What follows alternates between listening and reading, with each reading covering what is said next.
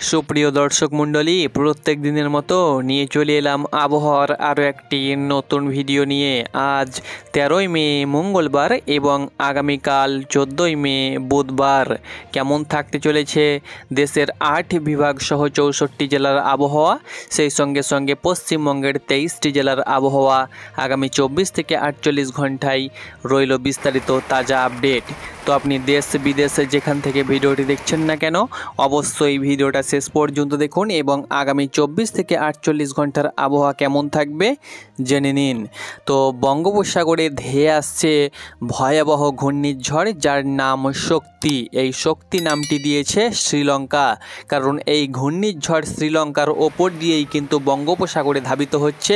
পক প্রণালী সহ শ্রীলঙ্কা ভেদ করে কিন্তু আপনারা অন দ্য স্ক্রিন দেখতে পাচ্ছেন বঙ্গোপসাগরে ভয়াবহ ঘূর্ণিঝড়ের আকার ধারণ করছে, যা আবহাওয়াবিদরা জানাচ্ছে যে 2014 সালে যে আমফান ঝড় এসেছিল সেই আমফানের থেকেও কিন্তু ভয়াবহ বলে জানাচ্ছে আবহাওয়াবিদগণ। তো অবশ্যই তারও আপডেট আপনাদের সঙ্গে তুলে ধরব, কোন কোন জেলায় আছড়ে পড়ার সম্ভাবনা রয়েছে এবং এই শক্তি ঘূর্ণিঝড়ের কারণে কোন কোন জেলায় তাণ্ডব চালাবে এই শক্তি ঘূর্ণিঝড় এবং কোন কোন জেলায় ক্ষয়ক্ষতির সম্ভাবনা বেশি রয়েছে।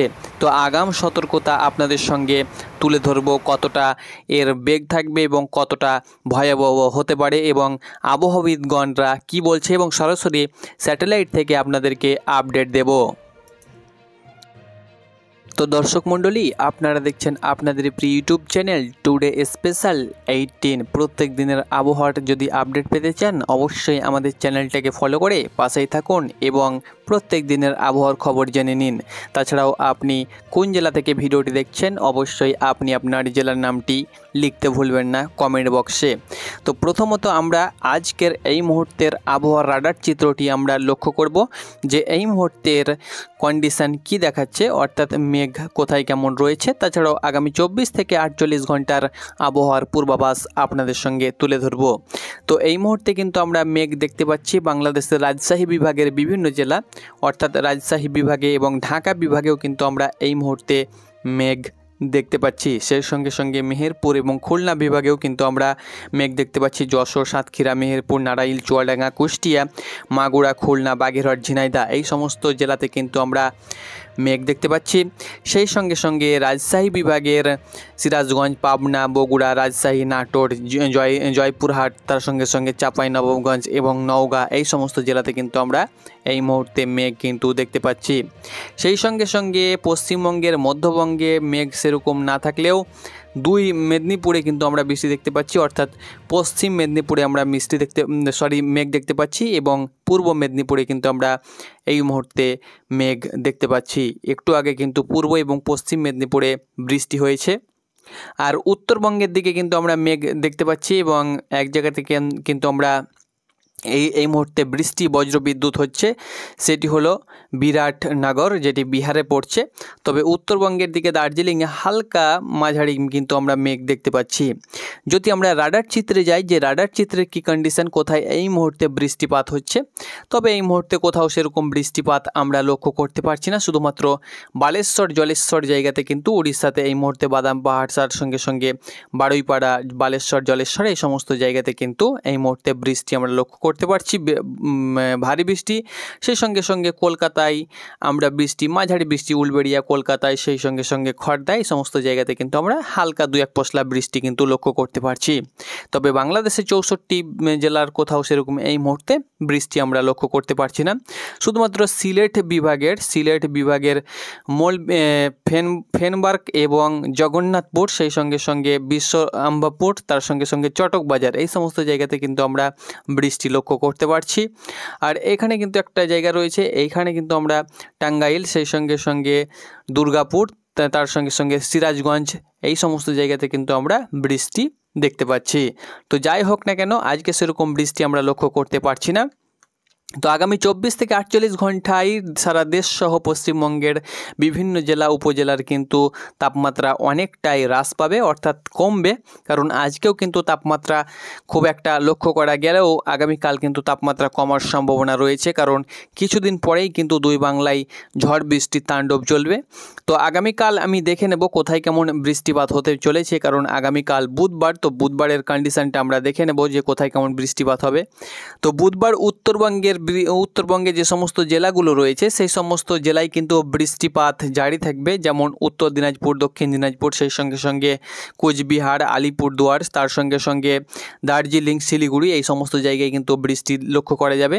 সেই সঙ্গে সঙ্গে সিলেট বিভাগের যে সমস্ত জেলা রয়েছে সিলেট বিভাগে কিন্তু বৃষ্টি জারি থাকবে, অর্থাৎ সিলেট বিভাগের যে সমস্ত জেলাগুলো রয়েছে যেমন সিলেট, মৌলভীবাজার, হাবিবগঞ্জ, সুনামগঞ্জ, এই সমস্ত জেলায় কিন্তু ভারী থেকে অতি ভারী বৃষ্টি হবে। সেই সঙ্গে সঙ্গে ময়মনসিংহ বিভাগেও কিন্তু বৃষ্টি জারি থাকার সম্ভাবনা কিন্তু অনেকটাই রয়েছে, যেমন শেরপুর, ময়মনসিংহ, জামালপুর, নেত্রকোনা, এই সমস্ত জেলাতে কিন্তু বৃষ্টি আগামীকাল বিদ্যমান থাকবে। রংপুর বিভাগেও কিন্তু 2-1 পশলা বৃষ্টি হতে পারে, তবে দক্ষিণের বিভাগে কিন্তু বৃষ্টি হবে না, আর সেরকম কোথাও পশ্চিমবঙ্গের বৃষ্টিপাত হওয়ার সম্ভাবনা আমি দেখতে পাচ্ছি না। তবে মেদিনীপুরে কিন্তু বৃষ্টির আভাস রয়েছে, বৃষ্টি হওয়ার সম্ভাবনা কিন্তু অনেকটাই আগামীকাল রয়েছে।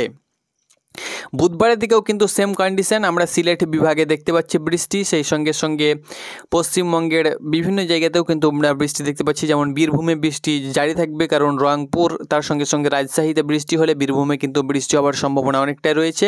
সেটা কিন্তু বৃহস্পতিবার দিকে কিন্তু আমরা বীরভূম, তার সঙ্গে সঙ্গে মুর্শিদাবাদের জঙ্গিপুর, তার সঙ্গে সঙ্গে আজিমগঞ্জ, তার সঙ্গে সঙ্গে সাগরদিঘি, বহরমপুর, এই সংলগ্ন জায়গায় কিন্তু বৃষ্টি হওয়ার সম্ভাবনা রয়েছে। তার সঙ্গে সঙ্গে বর্ধমানে 2-1 পশলা বৃষ্টি হতে পারে, 2 মেদিনীপুরে কিন্তু বৃষ্টি জারি থাকবে এবং উত্তরবঙ্গে বৃষ্টি জারি থাকবে, সেই সঙ্গে সঙ্গে সিলেট বিভাগে কিন্তু বৃষ্টি জারি থাকবে।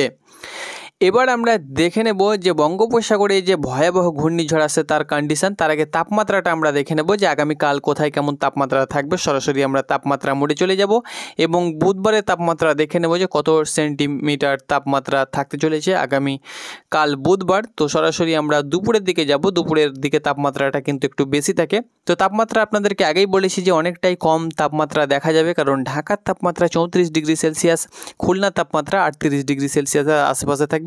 অনেকটাই তাপমাত্রা কিন্তু আগামীকাল কমার সম্ভাবনা রয়েছে।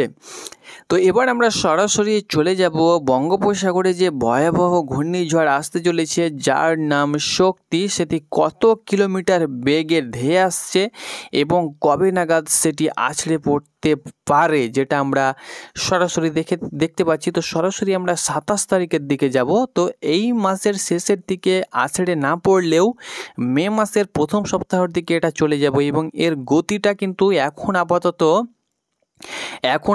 60-65 কিলোমিটার কিন্তু এর গতি দেখাচ্ছে, কারণ যে জলীয় বাষ্প আসছে বঙ্গোপসাগরে ধাবিত হচ্ছে সেটি কিন্তু শ্রীলঙ্কার ওপর দিয়ে এবং দক্ষিণে যে সমস্ত রাজ্য রয়েছে অর্থাৎ তামিলনাড়ু, কর্ণাটক, তার সঙ্গে সঙ্গে কেরালা, এই সব রাজ্যের ওপর দিয়ে কিন্তু এই জলীয় বাষ্পগুলো এসে কিন্তু বঙ্গোপসাগরে একটা ঘূর্ণিবর্ত তৈরি করছে। এর কারণে কিন্তু এর ঝাপটাটা অনেকটাও কম থাকলেও এখানে এসে সরাসরি বঙ্গোপসাগরে সে কিন্তু আবার গভীর কিন্তু হতে পারে। এখন কিন্তু এর বায়ুর যে ঝাপটা সেটা কিন্তু 60, 61 থেকে 65 কিলোমিটার বেগে প্রতি ঘন্টায় কিন্তু সে ধেয়ে আসছে এবং এটা কিন্তু বায়ুর ঝাপটা মোডে আমরা দেখলাম। এবং বায়ু মোডে যদি আমরা দেখি তো সেটা কিন্তু 43, 45, 44 কিলোমিটার বেগে সেটা কিন্তু ধেয়ে আসছে।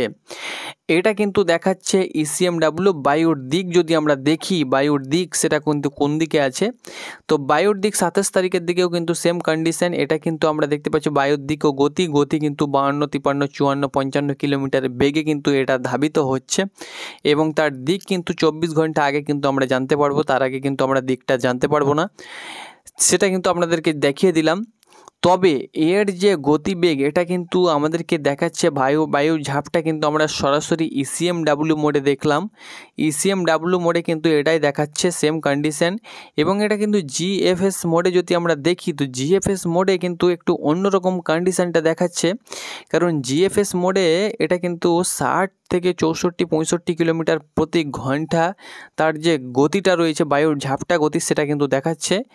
এটা যদি আমরা সরাসরি GFS থেকে যদি আমরা আইকন মোডে দেখি তো আইকন মোডেও কিন্তু একটু কম দেখাচ্ছে।